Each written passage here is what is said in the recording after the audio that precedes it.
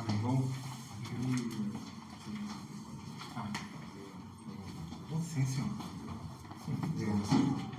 Graças a Deus, irmãos, podem assentar-se. Leitura edificante para a pregação, Atos 20, 24. Assim diz a palavra do Senhor: porém, em nada considero a vida preciosa para mim mesmo, contanto que complete a minha carreira e o ministério que recebi do Senhor Jesus para testemunhar o Evangelho da graça de Deus. Adoremos o Deus Salvador Jesus Cristo, louvado seja o nosso Jesus Cristo. Amém. Meus irmãos, bom dia, uma honra. A primeira mensagem como membro da igreja, e em nome não só meu, mas em nome da minha família, da Eulina, expresso aqui a minha gratidão, emocionado pelo acolhimento tão amoroso dispensado a mim, a minha família, pelos irmãos. Então eu me sinto muito honrado, muito alegre em Deus por poder estar com os irmãos e congregarmos juntos e servirmos assim ao Senhor. Também comunicando rapidamente em público, o irmão Marcos e eu tivemos uma conversa durante a semana e questões aí do Instituto, então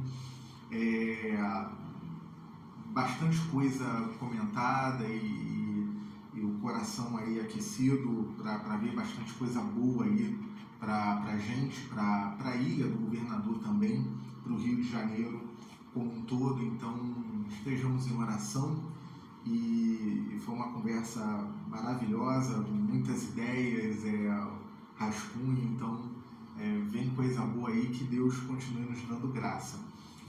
A palavra da Escritura em Atos, capítulo de número 5, a partir do verso 17.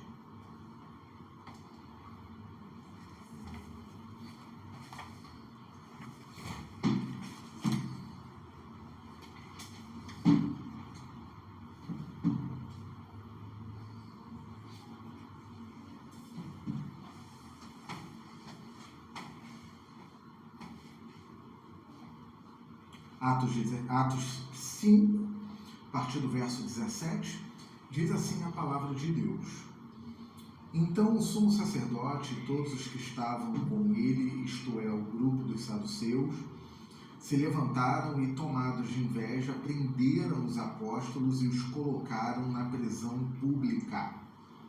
Mas, de noite, um anjo do Senhor abriu as portas do cárcere e, tirando-os para fora, disse: ide, apresentai-vos no templo e anunciai ao povo todas as palavras desta vida. Depois que ouviram isso, eles entraram de manhã cedo no templo e começaram a ensinar.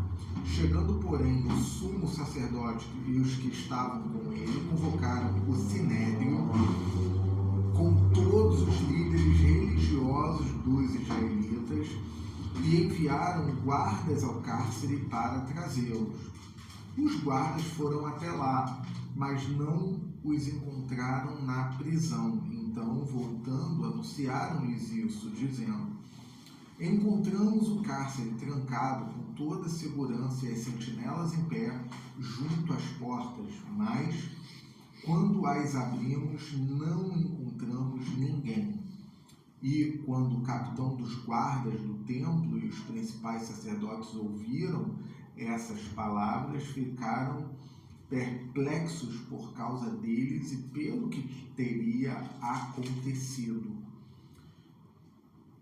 Então chegou alguém e lhes avisou: os homens que pusestes na prisão estão no templo ensinando o povo. Então o capitão foi com os guardas e os trouxe sem violência, pois temiam ser apedrejados pelo povo. E depois de trazê-los, os apresentaram ao sinédrio, e o sumo sacerdote os interrogou, dizendo: não vos ordenamos expressamente que não ensinasseis nesse nome? mas enchestes Jerusalém desse vosso ensino, e quereis lançar sobre nós o sangue desse homem. Respondendo Pedro e os apóstolos disseram: é mais importante obedecer a Deus que aos homens. O Deus de nossos pais ressuscitou Jesus, a quem vós matastes, pendurando num madeiro. Sim, Deus com a sua destra o elevou a príncipe salvador, para conceder a Israel o arrependimento e o perdão dos pecados. E nós somos testemunhas dessas coisas, e também o Espírito Santo que Deus concedeu aos que lhe obedecem. Palavra do Senhor. Bendito Deus e Pai, exaltado e adorado seja o Senhor, Deus Pai, Filho e Espírito Santo, trino, uno, infinito e pessoal. Louvado seja o nome do Senhor. Nos colocamos diante da Tua palavra, pedindo ao Teu Espírito que testemunhe internamente dentro de nós que o que estamos lendo é a palavra vinda do Senhor.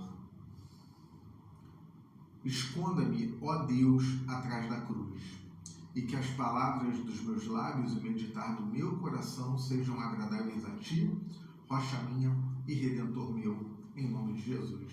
Amém.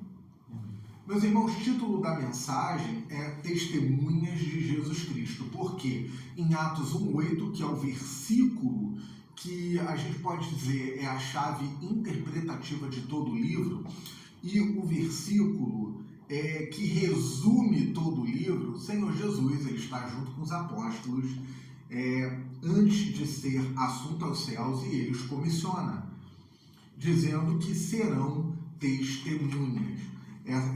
Essas testemunhas aqui, elas são testemunhas oculares, ou seja, elas viram Jesus Cristo ressurreto, comissionando-as para a expansão da igreja, para a pregação do reino de Deus. Então elas são testemunhas oculares, mas elas não são meras testemunhas do tipo, eu estou falando um relato daquilo que vi, mas eu não tenho um compromisso com aquilo que eu estou, com o conteúdo o qual eu estou relatando. Não, aqui testemunha é um comprometimento com a própria vida, né? Então, eu lembro, alguns anos atrás, antes dos 40, faz um tempinho, eu estava focado, infelizmente não tive êxito, em fazer provas para ser um capelão militar, para ser um oficial das Forças Armadas, dentro do escopo da força, ser um ministro de assistência religiosa. Eles abrem esses concursos para padres e pastores. E quando eu ia estudar o edital, a primeira coisa de quem faz um concurso, você pega o edital, você faz a inscrição, pega o edital e estuda o edital. E logo no começo, eu li algo, logo no primeiro parágrafo, algo assustador, que caso aquele candidato fosse aprovado, ele iria servir à pátria, se necessário, essa era a frase literal, se necessário com o sacrifício da própria vida. O pastor Gerson foi militar, ele entende bem isso que eu estou falando, mais do que todos nós por ter servido à força. E aquilo ali assustou, porque num passado mais distante eu já tinha feito outros concursos fora da capelania e eu nunca tinha lido nada desse tipo. Então, quando eu vejo testemunhas, mais do que testemunhas oculares que também são, os apóstolos eles têm um comprometimento com Cristo, se necessário, com o custo da própria vida. É esse tipo de testemunha que tem o mesmo radical na expressão em grego da palavra martírio, que é o sacrifício da própria vida por Cristo. Então, é esse tipo de comprometimento que os apóstolos aqui têm com a pessoa de Cristo e a sua mensagem. Um compromisso da própria vida, é o chamado custo do discipulado. Além de serem testemunhas, esses apóstolos também são perseverantes, Atos 2:42, ou seja, eles são testemunhas, eles levam a mensagem e eles perseveram, ou seja, semana após semana, domingo após domingo, esses irmãos, eles perseveram no seu comprometimento com Jesus, com a mensagem, com a igreja.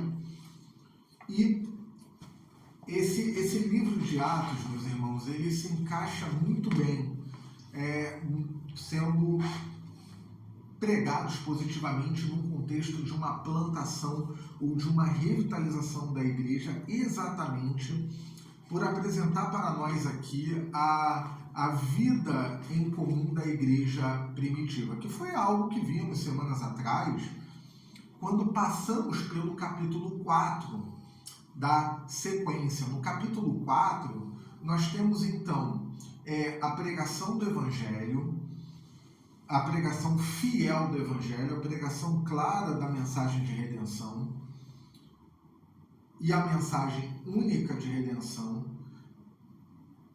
oposição e perseguição por causa da pregação da mensagem e a intervenção do Espírito Santo. O que nós temos aqui hoje é uma repetição desse modo de vida que a igreja primitiva tinha no período de Atos dos Apóstolos. Então, o ponto principal aqui, nosso tema, é que as testemunhas de Jesus Cristo sofreram oposição por causa da pregação do Evangelho, mas contam com o Espírito Santo, que usa essa perseguição para a expansão da mensagem cristã. Ou seja, mesmo que a igreja seja perseguida por pregar o seu conteúdo salvador, o Espírito Santo ele vai usar essa pregação para que a mensagem de salvação ela seja espalhada. Nós temos aqui do verso 17 ao 20, os apóstolos eles foram presos por causa da motivação invejosa dos religiosos. Aqui, o sumo sacerdote, que era o principal líder, por assim dizer, religioso, e os saduceus. Quem são os saduceus? Era uma aristocracia religiosa, os fariseus eram mais populares.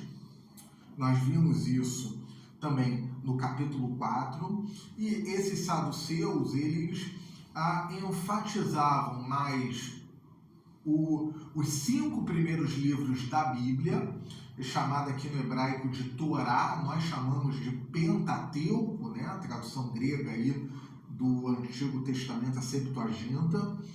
Eles focavam na Torá como um código legal, civil, penal, mas eles não acreditavam na extraordinariedade da atuação de Deus na criação, ou seja, não acreditavam em coisas extraordinárias, especificamente anjos e ressurreição, como os evangelhos nos relatam sobre os saduceus.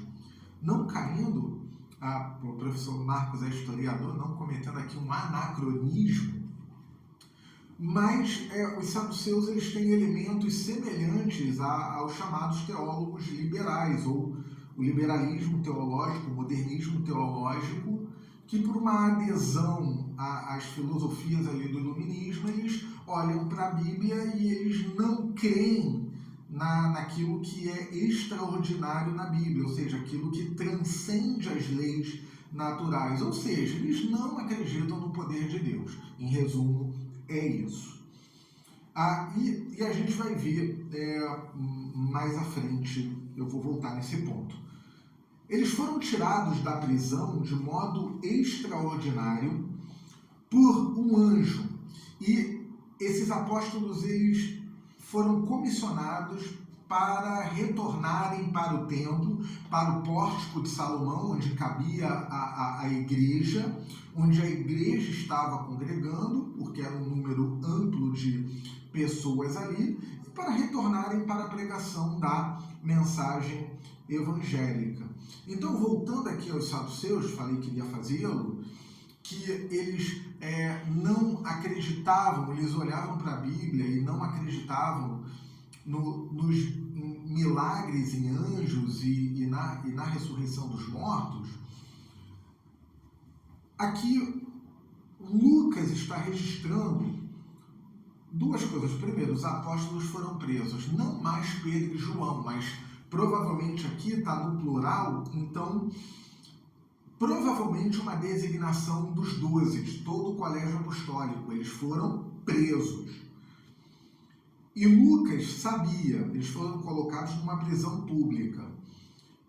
Versículo 17 e 18, 17 fala da motivação, o 18 fala do ato. Os apóstolos foram presos, a motivação foi a inveja. Por quê? Por causa da mensagem, a igreja estava crescendo muito. Então aqui a motivação, tomados de inveja.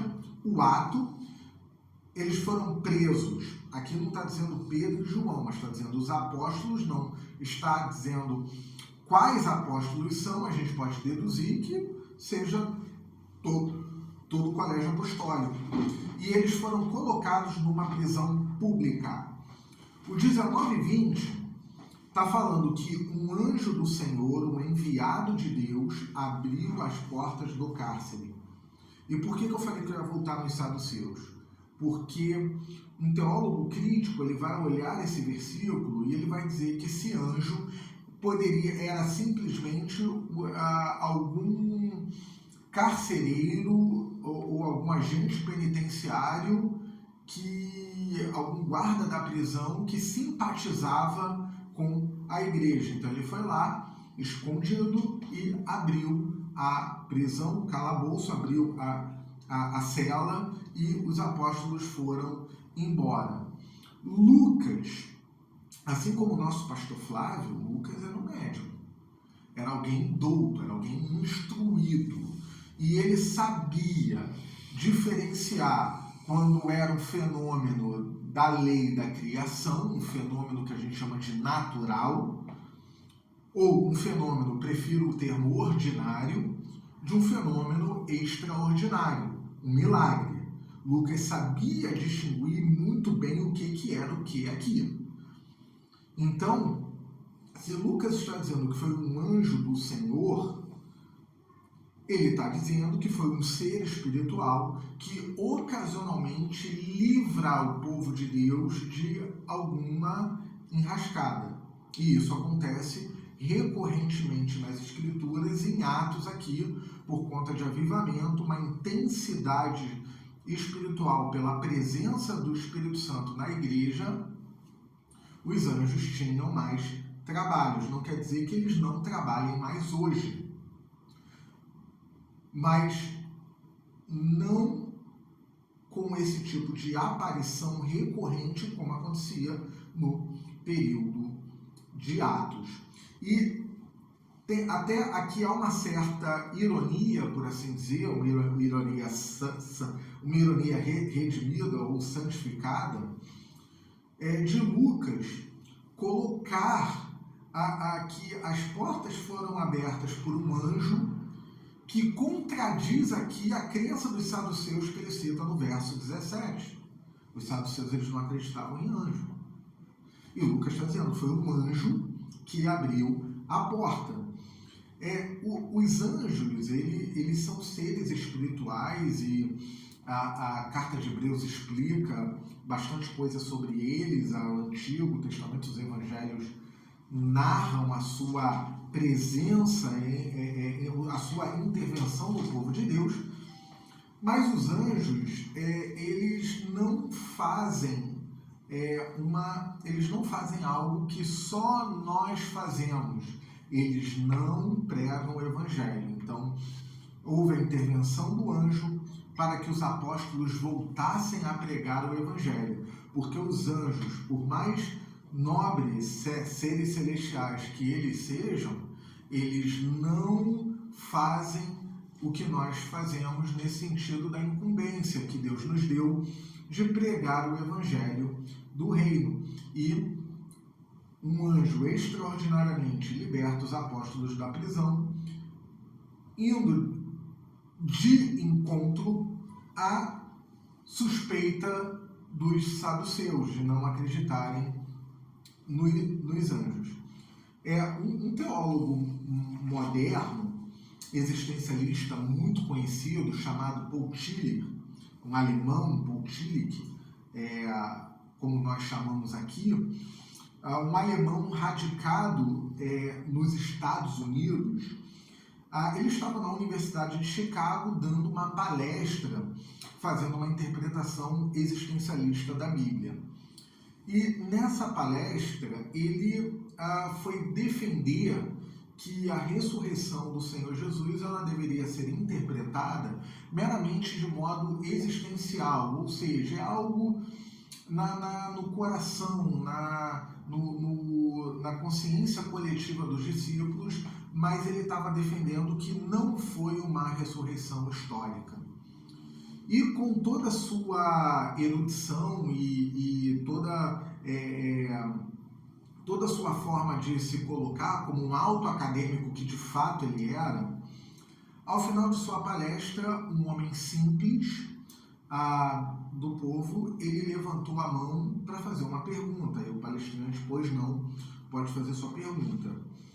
E o homem perguntou: professor, toda a sua sabedoria, seu conhecimento, qual o gosto dessa maçã que eu estou comendo? Ele tira uma maçã do casaco, ele morde a maçã e ele pergunta: qual o gosto dessa maçã que eu estou comendo? E o teólogo falou: eu não sei, porque é você que está comendo a maçã, não sou eu, então eu não sei qual é o gosto dessa maçã específica que você está comendo. Ao que aquele homem fala: da mesma forma Jesus. Assim como você não conhece o gosto dessa maçã por não estar comendo, você não conhece o Jesus que você está negando porque você nunca o experimentou. Ou seja, sejam saduceus, os teólogos liberais, eles negam a realidade de que Deus, o Criador, ele intervém na realidade e que Jesus Cristo, o nosso Salvador, ele ressuscitou dentre os mortos, porque eles não conhecem o Senhor como Deus Trino e pessoal. O que nós temos aqui é um ato extraordinário de Deus livrando os apóstolos para que a mensagem do Evangelho do Reino de Deus se espalhe. Então, sendo assim libertos da prisão, os apóstolos, verso 21 ao 24, eles voltam a ensinar sobre o Reino de Deus e os líderes religiosos ficam perplexos com o feito extraordinário. Ou seja, imediatamente, o 21 vai falar que eles saíram da prisão, eles chegaram de manhã no templo, provavelmente no Pórtico de Salomão, e eles o quê? Começaram a ensinar. Parece até aquele puritano John Bunyan, autor do Peregrino, que ele escreveu esse livro quando ele foi preso 12 anos por pregar o Evangelho sem ter a licença do Estado para isso, e tentaram fazer um acordo com ele. A corte jurídica lá tentou fazer um acordo. Senhor Bunyan, a gente pode te livrar da prisão. Eu tinha a esposa cega, filhos doentes, então ele era leitoeiro, então olha, a gente pode te devolver para sua família sob uma condição: para de pregar. E ele falou: olha, se me tirar da prisão, eu vou pregar no dia seguinte, né? Porque ele era um pastor batista e a sua missão era pregar o Evangelho do Reino e ele seguia a fazê-lo. Os apóstolos aqui foram libertos da prisão cedo de manhã, no Pórtico de Salomão, no templo, toda a multidão, eles começaram a ensinar. A Bíblia não fala exatamente qual currículo, mas a gente sabe que eram coisas referentes, concernentes ao Evangelho do reino de Deus, tal qual a Escritura nos revela. Então, chega o sumo sacerdote, o grupo dele, convocaram o sinédrio, todo o conselho ali religioso, né? E, novamente, enviaram os guardas para trazê-lo. Os guardas não encontraram, né? E todo mundo ficou assustado, porque entendeu que aquele feito era diferente. Foi um feito extraordinário. Os guardas não encontraram o cárcere lá vazio, né? A cela vazia, e então o capitão dos guardas do templo, seria ali o general, né? O coronel ali do sinédrio, ele ficou perplexo. Ele tem autoridade abaixo ali do sumo sacerdote apenas, um homem de autoridade naquele contexto, e ele ficou muito assustado, ele ficou, o texto aqui fala perplexo, né? Eles foram surpreendidos, ficaram surpresos pelo que aconteceu. Pregar o Evangelho e ensinar sobre o reino de Deus vai sempre gerar oposição do mundo caído, do mundo afetado pela queda de Adão. Pregar o Evangelho vai sempre nos colocar em oposição com o mundo caído de alguma forma, né? Do 25 ao 28, o ensino dos apóstolos no templo trouxe oposição, eles tiveram oposição ali, e interrogatório por parte dos religiosos, mesmo sem violência, graças a Deus por isso. Mas por que no 26 sem violência, né? A gente percebe no 25 que eles perseveravam ensinando o povo, né? Foi avisado que eles estavam no templo ensinando o povo. Lucas destaca isso, que não era um mero livramento para os apóstolos só porque eles andavam com Jesus. Não, vai chegar o tempo, e o próprio livro coloca isso para nós. Já temos aqui no capítulo 6 o martírio de Estevão, mais à frente Tiago, e aí a tradição cristã com o relato do martírio dos apóstolos. Então vai chegar um tempo que eles vão padecer pelo nome de Cristo, padecer no corpo, porque a vida como um todo está guardada com Deus. Mas nesse momento, esse livramento foi para espalhar a mensagem. E então o capitão, ele foi com os guardas e trouxeram os apóstolos para o interrogatório, foram apresentados ao sinédrio sem a violência. E no sinédrio, versos 27 e 28, eles são interrogados, são indagados, por que eles estavam persistindo em continuar ensinando o conteúdo de Jesus como a porta de entrada para o reino de Deus. Por que eles estavam ensinando isso, né? E uma jogada política para tentar escapar de algum mau sentimento por parte daquela multidão que havia se rendido a Jesus pela graça de Deus. O sumo sacerdote coloca: quereis lançar sobre nós o sangue desse homem. E é interessante, porque mesmo o sumo sacerdote buscando uma saída política, a gente vai ver mais à frente, no final, que Pedro, ele usa essa situação. Pedro, que geralmente é no Relações Públicas ali do Colégio Apostólico, junto com outros apóstolos, vão aproveitar essa situação para pregar o Evangelho, para pregar sobre o reino de Deus. Um livro maravilhoso da literatura que li, chama-se Diário de um Pároco da Aldeia, de Georges Bernanos. Foi escrito em 1936, ele era um francês, e ele vai falar de um jovem padre do interior,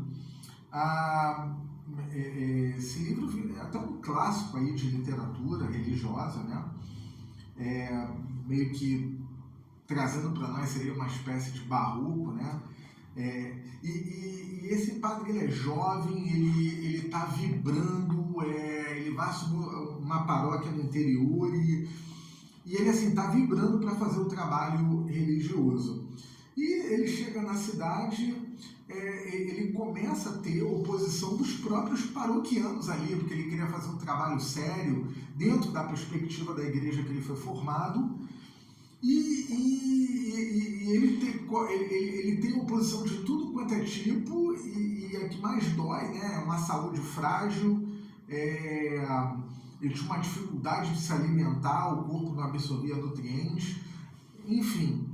Mas ele sofre ali, ele sofre na pele a oposição das próprias pessoas que ele deveria servir. No caso aqui dos apóstolos, é uma oposição mais externa, mas Pedro vai colocar a mensagem evangélica na perspectiva daquelas pessoas às quais ele estava respondendo, o sumo sacerdote e os religiosos, como se Pedro estivesse dizendo, vou parafrasear, acorda, isso aqui que eu estou pregando foi dado primeiro para vocês. Quando ele fala, no versículo 31, para conceder a Israel um arrependimento, o perdão dos pecados. Mas voltando um pouquinho, a resposta de Pedro, os apóstolos eles ensinavam do 29 ao 32, em consonância com a vontade de Deus, mesmo que contrário à vontade dos homens, pregam o evangelho do reino de Deus em seu conteúdo e com integridade. Não quer dizer que os apóstolos sejam uma espécie de anarquistas e não valorizem, que o reino de Deus não valorize a autoridade humana. Romanos 13 está demonstrando exatamente o contrário, e outros textos também, muito pelo contrário. Né? A questão da fé pública dos cristãos é totalmente favorável a uma ordem, até porque Deus ele é o Deus de toda a ordem, e a criação ela tem uma ordem transcendente, dia e noite, homem e mulher. Então, os cristãos, eles são favoráveis à ordem. Mas quando a autoridade humana, ela se choca, ela vai de encontro ao reino de Deus, então Pedro está falando, é mais importante obedecer a Deus que aos homens. Pedro não está dizendo, é irrelevante a desobediência dos homens, não vamos obedecer vocês, não é isso que Pedro está dizendo, mas ele está dizendo o seguinte, há uma ordem de prioridade, e a prioridade maior é Deus. Né? E aqui Pedro está lançando um princípio que na tradição cristã, sobretudo mais moderna, vem a ser chamado de princípio da desobediência civil, ou seja, quando as autoridades humanas elas tentam restringir a nossa fé, então aí nós temos um dispositivo de uma liberação para desobedecer a essa autoridade humana e obedecer somente a Deus. Então, um discípulo, um aluno de Martinho Lutero, chamado Matias Flácius, lançou isso na Alemanha, mesmo com a questão ali luterana dos dois reinos, ou como eles gostam de chamar as duas justiças, mas ainda assim, esse aluno de Lutero e depois esse princípio foi aceito na tradição reformada por Teodoro de Beza, que substituiu Calvino em Genebra, que é o estado ou modo de confissão, ou seja, quando o Estado tenta restringir a fé cristã, nada se torna diáfano, ou seja, indiferente. A igreja ela entra em estado de confissão.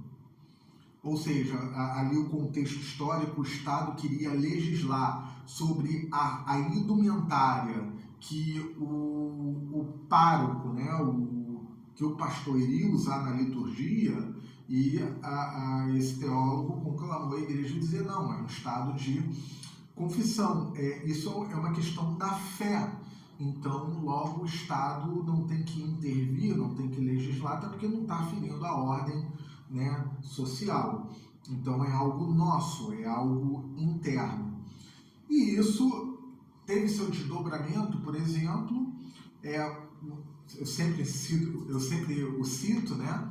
Gosto muito daquele autor Dietrich Bonhoeffer, e ele trouxe esse ensino do Flácius quando ele começou a fazer oposição ao nazismo na Segunda Guerra, no período ali antecedendo a Segunda Guerra Mundial, onde ele coloca, não, nós podemos sim, a Bíblia fala de obediência às autoridades, mas não esse tipo de autoridade que está fazendo coisas que ferem os princípios da palavra de Deus, sobretudo envolvendo o aspecto da dignidade humana, a dignidade do ser humano como coroa da criação. Se está ferindo isso, a gente não pode concordar com esse tipo de autoridade. Então, aqui sim, o dispositivo da desobediência civil. A gente experimentou um pouco isso há poucos anos atrás, no período da pandemia, onde a gente foi várias instituições foram liberadas para o seu funcionamento por necessidade social e as igrejas não. As igrejas obrigadas a fecharem as suas portas. Mas os hospitais estavam abertos, as instituições de defesa e de ordem estavam abertas, porque a igreja não. Então a gente teve esse tipo de restrição. Não estou aqui minimizando os efeitos da crise sanitária, a gente tem que lidar com ele sim, mas a gente vê essa questão de uma influência de tentar colocar a igreja numa esfera meramente privada, né? Então, que tipo de perseguição a gente sofre hoje? Então, eu quero terminar com esse ponto. Eu estava relendo a biografia do pastor Ricardo Derman, que foi um missionário norte-americano, filho de pastor, que veio para o Brasil, primeiro no Amazonas e plantou igrejas, e depois no estado de São Paulo, que fundou nosso amado Ministério Fiel, que tanto tem abençoado a igreja brasileira, com literaturas, conferências e apoio a pastores, cursos, etc. O pastor Ricardo, ele, relendo a sua biografia, há uma parte que conta, quando ele começa, antes da literatura, quando ele trabalha com plantação de igrejas, de sofrer até oposição por arremesso de pedras da igreja vigente no Brasil naquela época. Ou seja, há tempos atrás, e aí eu tive uma experiência assim que me formei no seminário como missionário no interior de Minas Gerais, e a congregação que eu estava assistindo, ela teve que pedir permissão para essa igreja vigente para ela poder acontecer. Isso na década de 90 já, né? Não eu lá, final da década de 90 ali, o trabalho começando. Eu fui depois assistir o trabalho, meados da década seguinte, de 2000, enfim, uns 10 anos depois. Então, a perseguição, ela acontecia como aqui dentro de um contexto mais religioso. Hoje, esse tipo de perseguição, ele não acontece mais, pelo menos de modo sistemático e público, porque o inimigo da fé agora é diferente. Então, nós temos a oposição à fé no Ocidente pelo efeito da chamada Escola de Frankfurt na Alemanha. a chamada teoria crítica, que vai dizer que o discurso cristão no Ocidente é uma mera ferramenta de dominação, é uma mera ferramenta de controle de pessoas, e que por isso deveria ser criticado. E toda essa ordem transcendente da criação que eu citei, essa teoria crítica tende a questionar e até mesmo não só questionar no campo da retórica, mas como eles mesmos falam, não só analisar a sociedade, mas tentar transformá-la por meio dessas ideias e tentar corroer os fundamentos cristãos que formaram aquilo que hoje é chamado de o Ocidente. Então, hoje a perseguição ela se encontra no campo público, secular, e essa escola ela não trabalha tanto no campo da pressão pública, no sentido das forças de defesa, como se viesse um agente policial supervisional, que nós estamos falando, fazendo aqui nessa casa, mas no campo intelectual, no campo de formação de profissionais que ocupam posições chaves na sociedade. E aí você tem em outros países, por exemplo, não países fechados, mas países até desenvolvidos, pastores sendo presos por se recusarem a abençoar uniões que Deus não abençoa na Escritura. Então, é o tipo de oposição à fé que nós estamos lidando na contemporaneidade, ou seja, ser testemunha de Cristo. Onde eu quero chegar é isso, que ser uma testemunha do Senhor Jesus e pregar o Evangelho do Reino vai nos colocar em oposição ao mundo caído de alguma forma, quer dentro de um governo religioso, como os reformadores tiveram que lidar no passado, ou por meio de uma teoria secular que não considera nem Deus, nem a criação, nem a ordem transcendente, influenciando por meio do ensino toda a sociedade. Independente disso, meus irmãos, eu concluo dizendo que nós somos chamados para permanecermos firmes como testemunhas do Senhor Jesus, porque o Espírito Santo, ele testifica internamente em nós as Sagradas Escrituras. Que Deus faça seu povo permanecer em pé, o seu ensino firme e o Espírito Santo espalhando a mensagem de salvação por todo o mundo. O Senhor nos abençoe.